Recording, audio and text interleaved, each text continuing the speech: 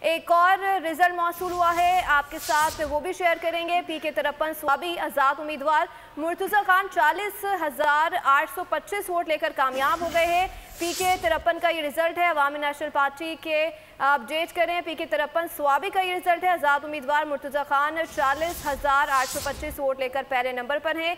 अवामी national party के Mohammad Zahid 20,661 vote लेकर गैर हतमी गैर सरकारी नतीजे आने का सिलसिला जारी है। सुस्त रवि का शिकार है, लेकिन जैसे जैसे नतीजे में मौसूल हो रहे हैं आपके साथ शेयर कर रहे हैं।